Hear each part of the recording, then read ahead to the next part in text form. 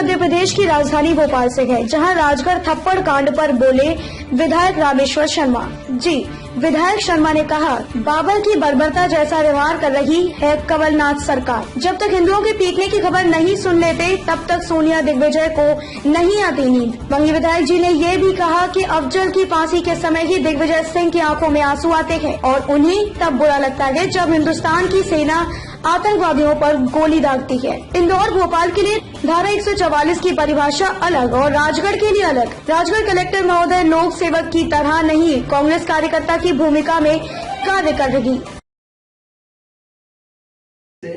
जो कुछ हुआ ब्यावरा राजगढ़ में, वो लोकतंत्र के लिए काला दिन है। मैं तो स्तब्ध हूं।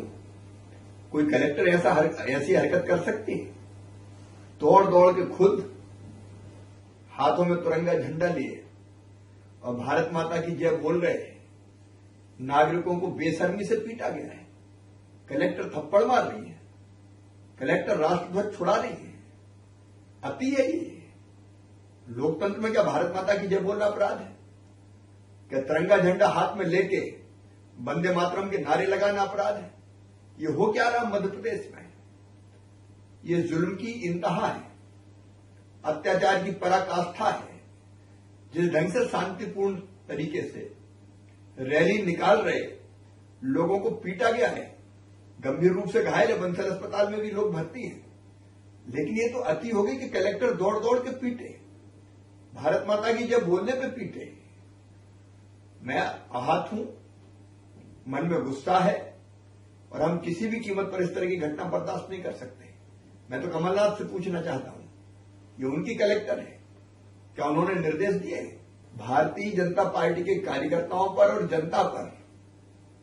ब्यावरा में जो एक एक लाठी पड़ी है, वो कांग्रेस की सरकार के कफन में अंतिम कील साबित होगी। हम जबरदस्त जन आंदोलन खड़ा करेंगे, हम एफआईआर दर्ज कराएंगे कलेक्टर के खिलाफ, और एफआईआर अगर दर्ज नहीं होगी तो हम कोर्ट में जाएंगे।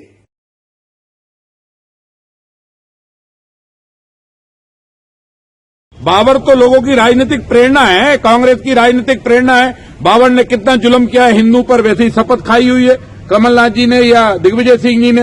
औरंगजेब ने कितना जुल्म किया है हिंदू पर, वैसे ही शपथ खाई है। और नहीं अगर खाई होती तो वो तानाजी को टैक्स फ्री नहीं कर देते। अरे दूसरी चीज ये है कि कलेक्टर का कहना है कि एडीएम की चोटी खींची गई, उनको लात मारी गई, ये सब बदतमीजी। मुझे लगता है कि अगर वो कलेक्टर हैं, वो लेडी हैं, मैं उनका बहुत सम्मान करता हूं और मैं नहीं चाहता कि ये राजनीतिक मुद्दे को किसी और एंगल से देखा जाए। संविधान की शपथ ले लें वो, या संविधान या गीता को सामने साक्षी मानकर शपथ लेके गीता पे हाथ रखकर कह दे कि किस कार्यकर्ता ने चोटी खींची है। उस जिसने खींची है उसको हम भी सजा देंगे और प्रशासन जो चाहे वो सार्वजनिक सजा दे सकता है। हम लेडीज के सम्मान में प्राण देने वाले हैं। भारतीय जनता पार्टी का कार्यकर्ता किसी का अपमान नहीं करते। कलेक्टर महोदया, आपने जिनके इशारे पर कार्यकर्ताओं पर हमला किया है, जिनके इशारे पर आपने कार्यकर्ताओं को चाटा मारा है, आप उसको दुहाई देते रहिए, लेकिन ऐसी झूठ भी मत बोलिए जो आपको भी शर्मसार करे और व्यवस्था को भी शर्मसार करे। आप स्वीकार करिए कि आपसे गलती हुई, या आपने जिस नेता के इशारे पर यह गलती की है उस नेता और आप दोनों को इस माफी मांगना चाहिए। आपने भाजपा के कार्यकर्ताओं का नहीं बल्कि देश के राष्ट्रीय ध्वज तिरंगे का अपमान किया है, जिसकी शपथ आपने सेवक बनने के लिए शपथ ली थी, देश और तिरंगे को सुरक्षित रखने के लिए। उसी तिरंगे को अपमान कलेक्टर राजगढ़ ने किया है। दिग्विजय सिंह जी को तो गर्व इसलिए होना उचित ही है क्योंकि दिग्विजय सिंह जी को जब जब हिंदू पिटता है तो दिग्विजय सिंह जी के मन में खुशी होती है, कांग्रेस के मन में खुशी होती है, सोनिया गांधी जी के मन में खुशी होती है।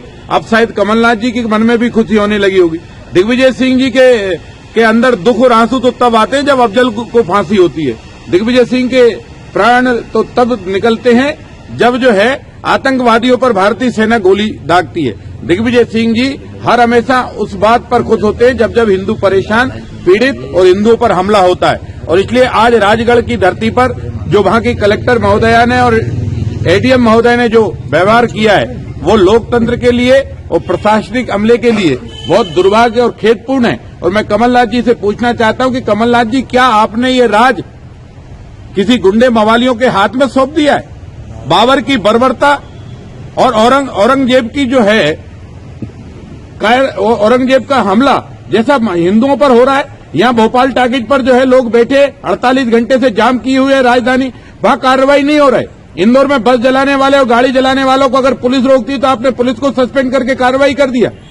राजगढ़ की धरती पर भारत माता की जय और तिरंगा लेकर तो कर रहे थे, और कौन से जुल्म ढा रहे थे, कौन से राजगढ़ में आफत आई हुई थी, और तिरंगे का किस तरह अपमान किया कल वहां के कलेक्टर ने और एडीएम ने। तिरंगा लेकर आदमी दौड़ रहा है जैसे कोई आतंकवादी हमला हो गया और तिरंगे को बचाने के लिए कार्यकर्ता प्राण दे रहा है। मैं उस कार्यकर्ता को फक्र करता हूं, उसको धन्यवाद देता हूं कि उसने भारत के तिरंगे को नहीं झुकने दिया, पिटता रहा और तिरंगे को हाथ ऊपर करता रहा और तिरंगे को ऊपर लहराता रहा। लेकिन कलेक्टर को शायद ये भूल गए कि जिस तिरंगे के खातिर उनको नौकरी मिली है वही कलेक्टर ने उस तिरंगे को अपमान किया। आपने भारतीय जनता पार्टी के कार्यकर्ताओं पर हमला नहीं बोला, आपने तिरंगे पर हमला बोला है, और तिरंगे पर हमला बोलना कलेक्टर साहब महोदया ये आपको भी महंगा पड़ेगा, एडीएम महोदया आपको भी महंगा पड़ेगा। दिग्विजय सिंह जी के इशारे पर बाबर की कूर्ता मत ला दो, और कमलनाथ जी आप थोड़ा सा सोचो और विचारो।